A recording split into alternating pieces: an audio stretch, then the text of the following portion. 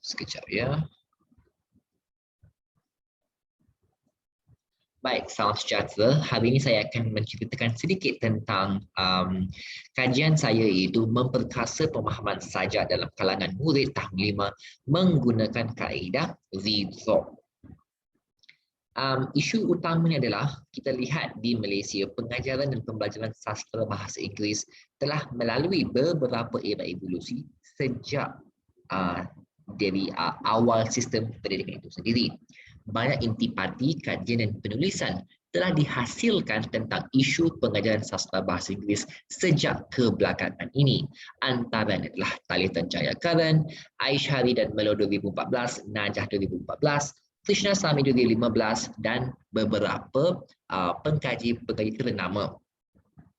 Kumpulan sastra bahasa Inggeris ini telah diperkenalkan menerusi dua inisiatif, iaitu Contemporary Children's Literature dan Extensive Reading Program.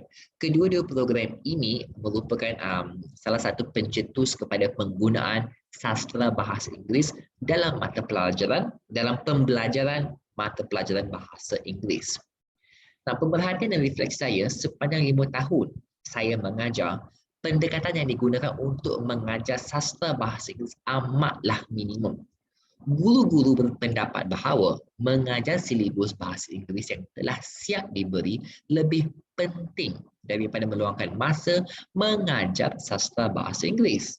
Antara faktor yang terlibat adalah kekangan masa, isu penguasaan bahasa, buntu idea mengajar dan lain-lain. Dengan erti kata lain,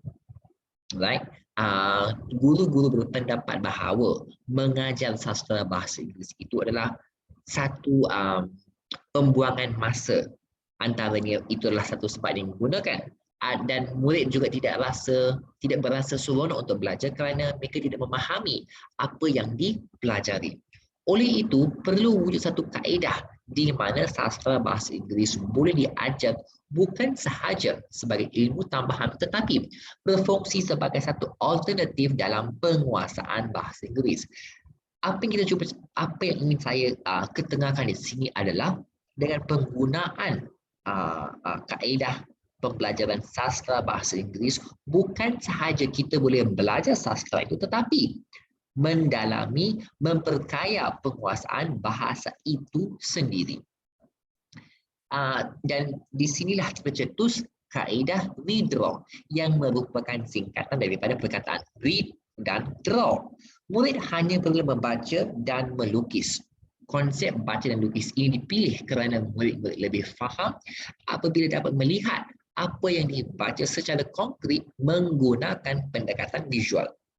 Dua sesi pengajaran akan dilakukan bagi dua kumpulan murid. Sesi pertama menggunakan kaedah pengajaran biasa, manakala sesi kedua menggunakan kaedah Read-Draw. Tujuan penggunaan dua sesi ini adalah untuk menguji keberkesanan kaedah Read-Draw ini dalam pengajaran sastra bahasa Inggeris ataupun dengan lebih spesifik sajak ya. Nah, jika anda boleh lihat sesi pengajaran 1 dan sesi pengajaran 2, ini merupakan chapter alif yang di mana dalam sesi pengajaran itu akan dilakukan. Alright, kita akan ada sebuah mini treasure hunt step pertama. Lepas tu kita akan step 2, iaitu langkah kedua adalah mereka akan diberikan sajak tersebut dan mereka akan diminta membaca secara senyap. Langkah ketiga adalah di mana teacher cikgu dia akan membaca secara read aloud, dan mereka akan menerjemahkan perkataan ataupun frasa yang tidak difahami dalam bahasa Melayu. Ini merupakan sesi pengajaran kaedah biasa yang telah digunakan oleh beberapa cikgu. Langkah keempat, selepas mereka diajar sajak tersebut, mereka akan diberikan sebuah ujian pemahaman tentang apa yang telah dipelajari.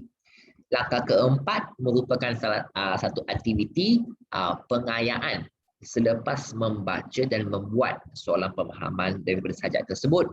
Dan langkah kelima di mana guru merumuskan pelajaran tersebut. Sama juga bagi sesi pengajaran 2, namun yang berbeza di sini adalah di step 3 ataupun langkah ketiga, di mana kaedah redraw akan diguna pakai, di mana guru akan membantu mereka memahami apakah yang dibaca dan seterusnya melukis di atas buku ataupun di atas sajak itu sendiri. Alright, contohnya, there is a garden. In the garden, there are bees. So, apa yang dibaca di sini adalah dia ada sebuah taman, dan di taman tersebut ada beberapa ekor lebah. So, murid hanya perlu memindahkan apa yang dibaca ini secara lisan kepada bentuk image, iaitu lukisan. Alright. Pemerhatian dan refleksi semula. Apa yang saya nampak adalah setelah dilakukan, setelah mereka membuat kaedah redraw ini, kita boleh lihat daripada test 2, lebih ramai mampu mendapat grade yang lebih tinggi, iaitu grade A, B dan C, berbanding dengan sesi pengajaran 1 yang mereka menggunakan kaedah biasa dan mereka mendapat markah 5, 4, 3, 2. Alright, so kita nampak bahawa murid lebih faham apabila menggunakan kaedah redraw ini, kerana mereka dapat membaca dan melihat apa yang dibaca, dan ini akan memantapkan pemahaman mereka tentang sajak tersebut. Inilah salah satu refleksi daripada seorang guru yang telah juga menggunakan kaedah redraw ini. It was a good lesson. The pupils enjoyed themselves. One of them said to me that they never drew a poem before. They liked it very much. I was pleased and I was happy. They looked at one another's drawing, helping one another and making adjustments to their own. It was a productive lesson. Dengan erti kata lain, sesi pembelajaran tersebut amatlah efektif kerana mereka mampu melihat pemahaman mereka daripada bentuk teks ke bentuk visual. Dan ini yang kita mahu. Baiklah, kita mahu para pelajar, murid-murid itu faham apa yang ingin mereka baca, dan kefahaman itu boleh dipindahkan ke set soalan yang telah dilakukan, dan di akhirnya mereka lebih seronok mempelajari sajak tersebut ataupun sastra bahasa Inggeris.